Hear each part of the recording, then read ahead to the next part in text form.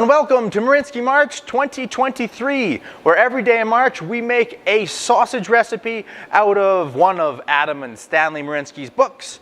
Last year we did home production of quality meats and sausage, which I think is one of the best sausage books out there still. It gives you the how and why behind what you're doing in sausage making. But this year we're doing recipes out of the new book, 1001 Greatest Sausage Recipes, which is a gift to us sausage makers and meat enthusiasts. Adam and Stan have traveled across Europe and North America for the last 20 years compiling recipes, and they put it all into this jumbo book. What's even better is Stanley has sent me 5 copies to give away to you guys over the course of the month, and all you got to do to get qualified is leave a comment in the videos, and I'll find you and I'll send you a copy if you're one of the lucky winners. So, without any further ado, let's get into 1001 Greatest Sausage Recipes by Adam and Stanley Marinsky. Hello and welcome to this episode of Marinsky March. In this episode, we are making the Rosette de Lyon, or de Lion. I'm sorry, all you French people out there. Anyways, reading directly from the book, the Rosette de Lyon, a French dry sausage, is the most famous of Lyon's sausages. This traditionally dried sausage is made from lean pork, hard fat, garlic, wine, and spices. In general, Rosette sausages derive their name from the casing they are stuffed in.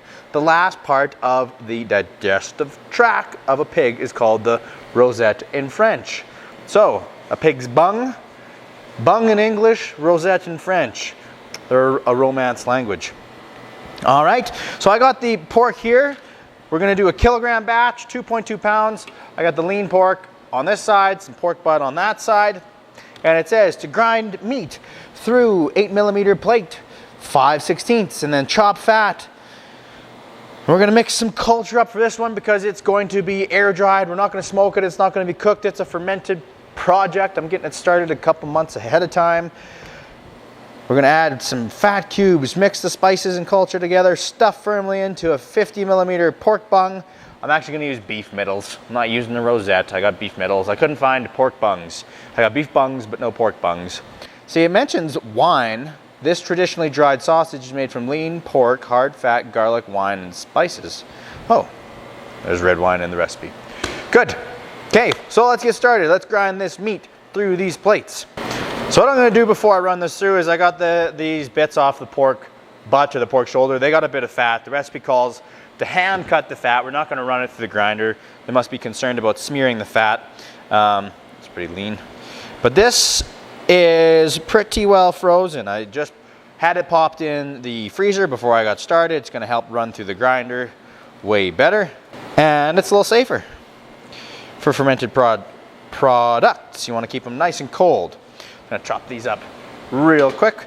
By the way, I know my cutting table is usually nice and shiny, pearly white, but I was making the lomo embuchado this morning before the guys headed out after work, and we pressure washed this table. This paprika has stained it. I pressure washed the heck out of it, and it's stained right to the table. So one thing I learned in Marinsky March 2023 is that there's probably no white cutting boards in Spanish sausage shops because they use a ton of paprika. Okay, there's our little bits of pork cubes cut up ahead of time. I'm not sure if you can see how big they are, but just kind of hand chopped them roughly. They're maybe a little bit bigger than what the book's calling for, but oh well. There we go, hand chopped. Gonna go in afterwards. Then we'll run our meat through. The meat is also partially frozen, so this will go through easy breezy.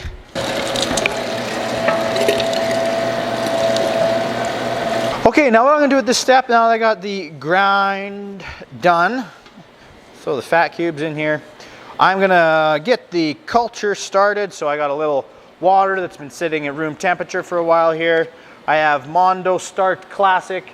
It's one that I get from a sausage supply shop near me, but there's all sorts. I see Eric on Two Guys in the Cooler likes to use Taste of Italy. He gets it from the sausage maker or something like that. But anyways, this little bag here does 25 pounds of meat, 11 kilos, so I basically need 1 gram of this, which is really hard to measure. My scale doesn't do single gram implement. increments. Little tip trick for you guys though, if your scale doesn't do 1 gram increments, you can lift it off, see what your measuring bowl is tared at, and sometimes it picks them up in like 1 gram increments and adds it to the tare. So you just put a little in, pick it up. It was tared at 150, now it's tared at 152. So I got 2 grams of stuff in there, which is fine. I'm gonna put a little extra in because it's not like using, what this is bacteria. You want the bacteria to grow and push out all the negative bacteria, the spoilage bacteria, the pseudomonads and the pathogens. This is good stuff. It's gonna lower the pH. So if you have a little extra, it's really not a big deal. Get that in there, mixed around. Sometimes people put a little dextrose in there and you want to use non-chlorinated water because you don't want it to kill the bacteria. That would be counterproductive. And let that sit in there for a little bit. Okay, here we go. Got a bottle of wine. What bottle of wine? I know you're going to ask. It's Wine de Couture, the special blend from Bostavan, which you'll see again in another episode. Or maybe you already seen it. Depends what order they come out in. It is a dry red wine from Eastern Europe. I was trying to find one from Cyprus for Marinsky March, but they didn't have any in Rimby. So this is the closest geographically. Are we going to edit out me struggling to get the cork out? We'll see. I think you guys would like to make fun of me. I'll leave it in. Pop. There it goes. I once heard Gordon Ramsay say, use the cheapest wine you can find to cook with, because it doesn't really matter. These guys would probably disagree. So we're going to measure out 15 milliliters of this for our recipe.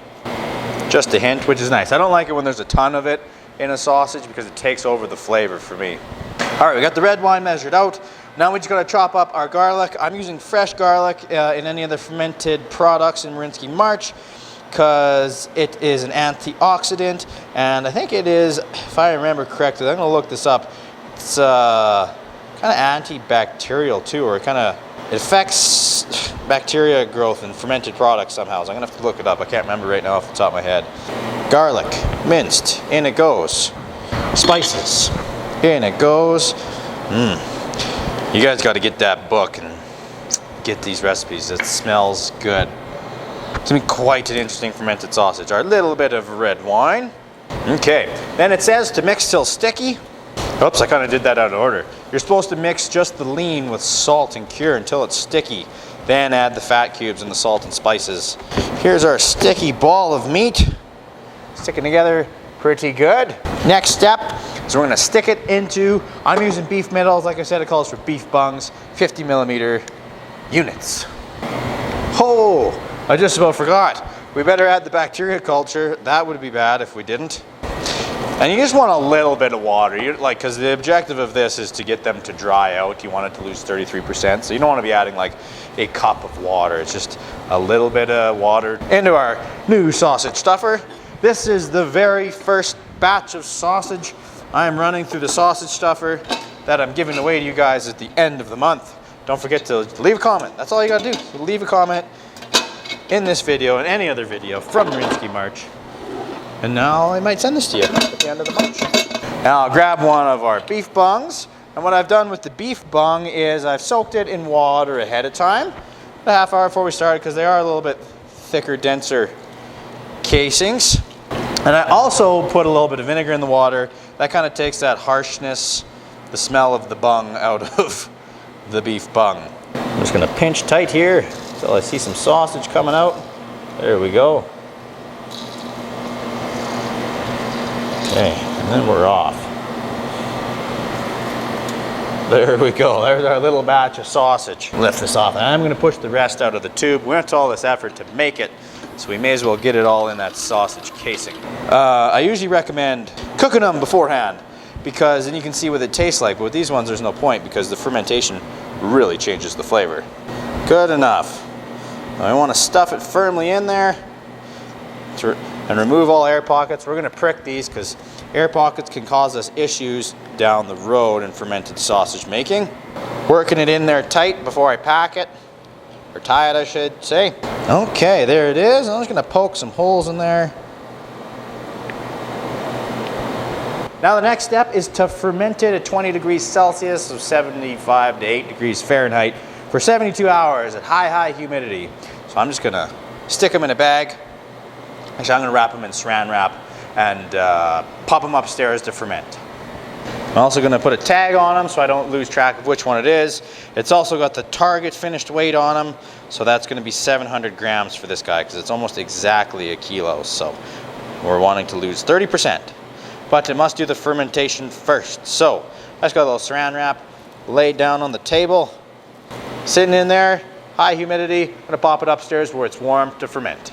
All right, so our fermentation time has gone by on the Rosette de Leon, and this off here. For a smell, that smells like cheese of some sort. So anyways, we're gonna unwrap this guy. It's been nice and warm up here. The saran wrap's kept the humidity in. And we're gonna stick him in the drying chamber.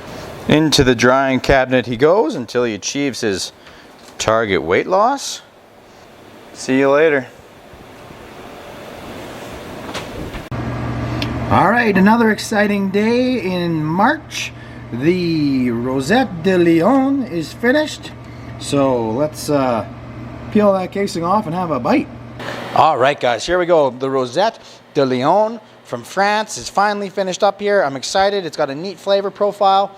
Looks pretty good. It didn't quite develop the white mold. I was hoping it would just naturally develop it for my chamber because I've used white molds in there before. It had like a little bit showing up here, but not quite fully covered.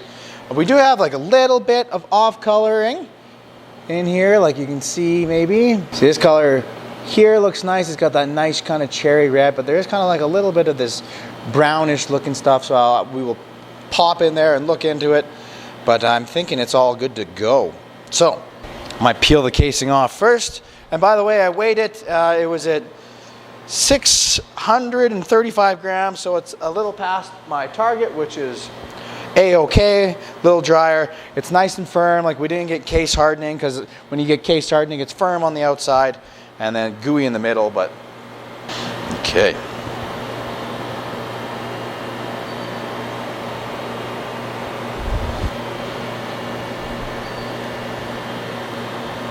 Voila, we're out of the casing. Well, that smells really good. And there's kind of like little spots of discoloration around some of these chunks of fat is what it looks like. We'll just get a cross section and see what we're dealing with here. Nice and firm. Oh yeah. Oh baby. I'd say we're okay there. Oh man, that smells delicious. Okay, looks quite nice.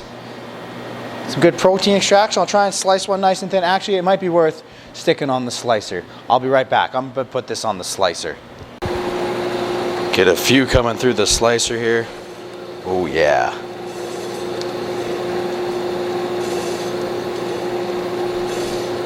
All right, so as you can see, as they're coming out of the slicer, they come through good. You got nice protein extraction. They stick together pretty good. So, and I think those little spots are the garlic, actually.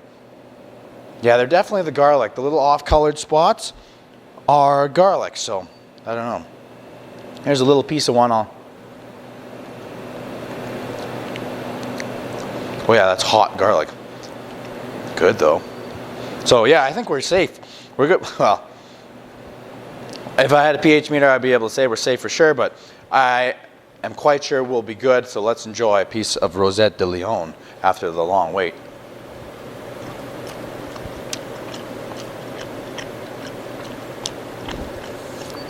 Yeah, got a really nice fermentation on that. Oh, that's so yummy. Wow. The garlic in there is great. There's just a good combination of pepper and garlic and creamy fat and that fermented flavor, that low pH. This would be great stacked up on a sandwich with a little bit of fresh lettuce and mayonnaise. Oh, these are great sausages to make. It's a tricky process, but the delay of gratification is totally worth it. Now this thing is nice and shelf stable, so you could vac pack it and leave it out on the counter, but That is a A-OK fermented sausage. In fact, it's great. If you have the patience and you have the equipment to do it, I would recommend the Rosette de Leon. Thanks for watching this episode of Marinsky March, guys. I really appreciate it. If you like it, give it a thumbs up and subscribe. And I'm going to help myself to some more of this yummy, creamy, fatty, fermented meat. Oh, wow. So good.